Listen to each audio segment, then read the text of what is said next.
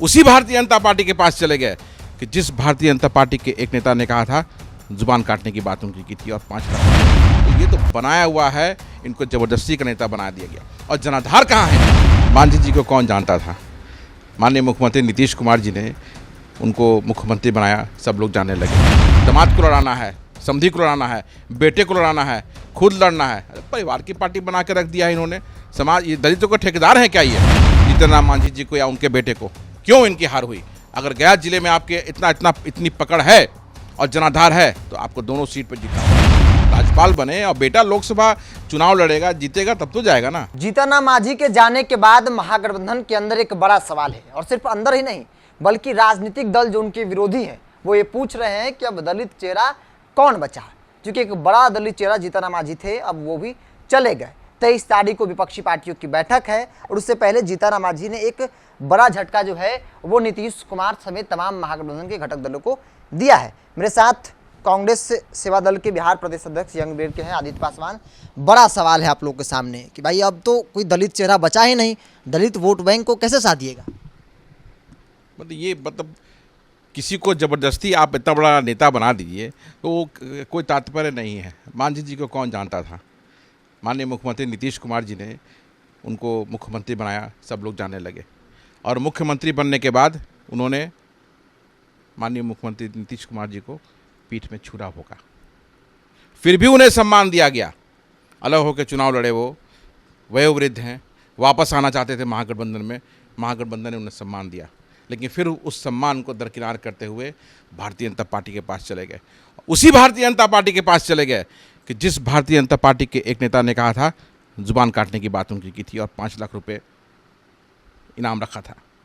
उसी मनुवाद की गोद में चले गए जो आप इतना दम भरते थे कि मैं दलितों का साथी हूँ, दलितों के हक के लिए लड़ाई करता हूँ, दलितों के लिए अपनी जान दे सकता हूँ। आप उन्हीं शक्तियों के पास चले गए जिन्होंने वर्षों से दलितों का शोषण किया है। तो ये तो बनाया हुआ है, इनको ज़बरदस्ती का नेता बना दिया गया। और जनाधार कहाँ है इनका? आप बताओ मुझे। लोकसभा का चुनाव जब उन्होंने लड़ा तो 0.19% वोट आया, 0 पर आउट हुए। विधानसभा का चुनाव लड़ा, 0.89% वोट आया, मात्र 4 MLA।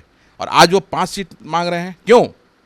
दामाद को लड़ाना है, समधी को लड़ाना है, बेटे को लड़ाना है, खुद लड़ना है। अरे परिवार की पार्टी बना के रख दिया है इन्होंने। समाज ये दलितों के ठेकेदार हैं क्या ये? कौन कहता है कि दलित पे नेता नहीं है? बहुत लोग हैं, एक से एक मेधावी लोग हैं।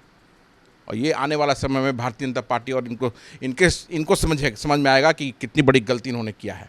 नीतीश कुमार जहाँ भी जाते थे साथ में ले आते थे, उनके बेटे को भी साथ ले आते थे, मंत्री थे तो कि भाई काम कर रहा है अच्छा, तो प्रमोट तो कर रहे थे आप लोग।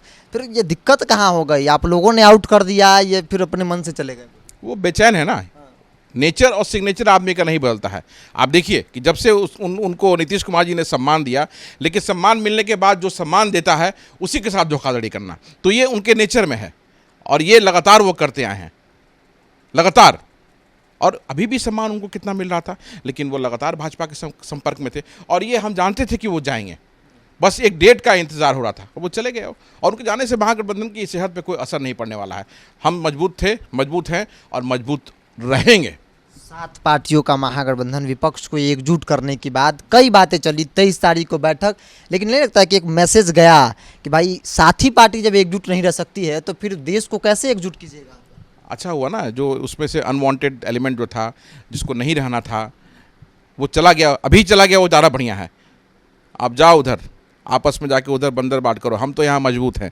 और आपको 23 तारीख को, 23 जून को पूरे देश का विपक्ष आपको पटना में दिखेगा। और माननीय मुख्यमंत्री नीतीश कुमार जी की अगुवाई में विपक्षी एकता एक हो रही है और लीड ले रहे हैं हमारे आदरणीय नेता श्री राहुल गांधी जी। और देखिए देश में कैसे बदलाव आने वाले समय में होगा। बदलाव की बात कर रहे हैं आप लोग, कह रहे हैं कि हम लोगों ने एक मौका दिया, आगे बढ़ाया, मुख्यमंत्री बनाया। लेकिन जहाँ जाने की चर्चा है वहाँ इस बात की भी चर्चा है कि वो राज्यपाल भी बनेंगे, उनके बेटे लोकसभा जाएंगे, मंत्री बनेंगे, तो ये ज़्यादा सम्मान वहाँ दिख रहा है। बने राज्यपाल, भाजपा ने कुछ तो ऑफर दिया होगा उनको ना। बने राज्यपाल बने और बेटा लोकसभा चुनाव लड़ेगा, जीतेगा तब तो जाएगा ना। वो तो बाद की बात है।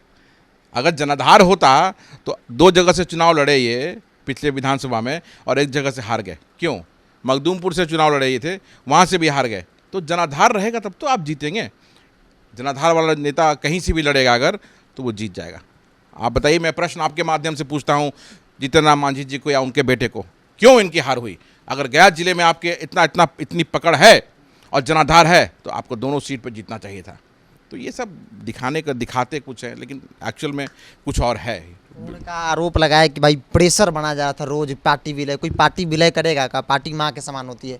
ये तो साधारण सी बात है कि कोई भी पार्टी किसी दूसरे पार्टी में मर्ज क्यों करेगी? जब वो पार्टी के सहारे ही उनकी पहचान है तो क्यों मर्ज करेगी? तो आप लोग इस तरीके से प्रेशर बनाएंगे तो कौन रहेगा साथ? नहीं, तो ये वो कर रहे हैं ना, हमारी ओर से तो कोई ऐसा बात ही नहीं है। और उन्हें अगर ऐसा लगता है कि विलय कराने की बात हो रही थी, तो हर चीज़ की एक प्रक्रिया होती है, कमेटी है, समन्वय समिति है। आप और माननीय मुख्यमंत्री नीतीश कुमार जी हैं, सबसे मिलके बैठ के बात करना था उनको ना। अगर ऐसी बात थी, कुछ डिफरेंसेस उनको लग रहा था, तो आइए आप बैठ के बात कीजिए।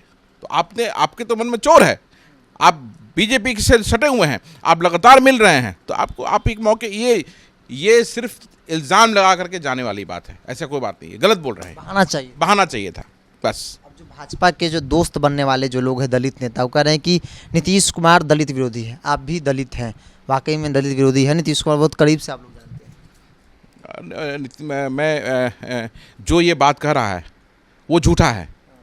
आज जो धरातल पे जो काम हो रहा है और सफलता से जो काम हो रहा है, वो काबिले तारीफ़ है। आज देखिए, आज दलित छात्रों के लिए हर जगह छात्रावास बन रहा है, अति पिछड़ों छात्र के लिए हर जगह छात्रावास बन रहा है, पिछड़ों के बच्चों के लिए हर जगह छात्रावास बन रहा है, ताकि वो रहें, वहाँ पढ़ाई कर सकें।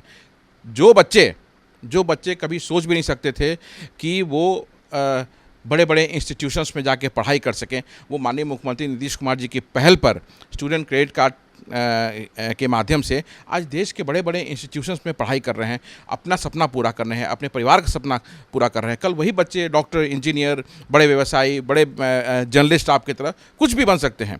तो ये कैसे हुआ? ये कैसे पॉसिबल हुआ? इससे पहले तो नहीं था। आज ये सफलता से हो रहा है, और इस तरह के बहुत सारे कार्यक्रम बिहार सरकार द्वारा कराए जा रहे हैं।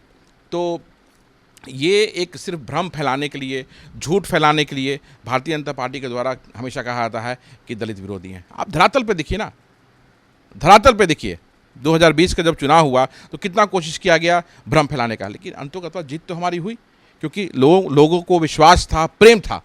इसलिए तो इनको बोलने दीजिए, हम काम करने में विश्वास करते हैं, नोटिस लेने का ज़्यादा जरूरत नहीं। सवाल, मंत्रिमंडल का विस्तार हो रहा है, जीतन राम मांझी के बेटे के विकल्प नीतीश कुमार चुन लिया, लेकिन बाकी जो सहयोगी दल हैं, चाहे आरजेडी से 2 खाली हुई थी, कांग्रेस को जो वादा किया गया था एक और देने का, आप लोग कहीं दिख नहीं रहे। एक तरफ विस्तार हो रहा है, आप लोग कहीं दिख ही नहीं। वो बिल्कुल आपको आने वाले समय में विस्तार दिखेगा, और सबका प्रतिनिधित्व आपको दिखेगा, सबको मिलने जा रहा है, वो आने वाले समय में होगा।